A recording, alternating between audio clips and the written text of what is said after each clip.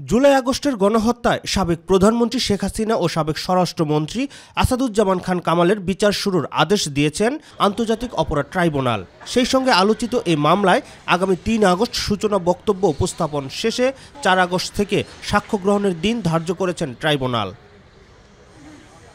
বিচারপতি মোহাম্মদ গোলাম মর্তুজা মজুমদারের নেতৃত্বাধীন ৩ সদস্যের আন্তর্জাতিক অপরাধ ট্রাইব্যুনাল একে এই আদেশ দেন। এর মাধ্যমে শেখ হাসিনা সহ ৩ জনের বিরুদ্ধে আনুষ্ঠানিক বিচার শুরু হলো। সকালে জুলাই গণহত্যার মামলায় সাবেক পুলিশ মহাপরিদর্শক চৌধুরী আবদুল্লাহ আল মামুনকে আন্তর্জাতিক অপরাধ ট্রাইব্যুনালে হাজির করা হয়। পরে চিফ প্রসিকিউটর জানান, জুলাই আগস্টের হত্যাকাণ্ডে রাজসাক্ষী হয়েছেন সাবেক আইজিপি চৌধুরী আবদুল্লাহ আল মামুন। সেই সঙ্গে গণহত্যায় জড়িত থাকার কথা স্বীকার করেছেন তিনি।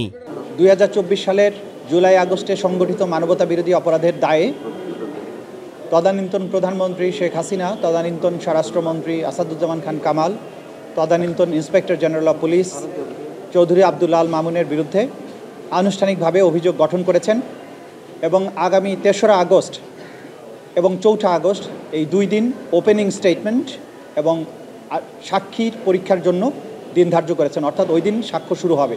তৃতীয় আসামি চৌধুরী আবদুল্লাহ আল মামুন সাহেব গ্রেপ্তার হয়ে আদালতে উপস্থিত ছিলেন। তাকে যখন অভিযোগ পড়ে শোনানো হয় এবং আদালত তাকে জিজ্ঞাসা করেন তাকে যে অভিযুক্ত করা আছে সেই ব্যাপারে তার বক্তব্য কী, তিনি তার দোষ স্বীকার করেছেন।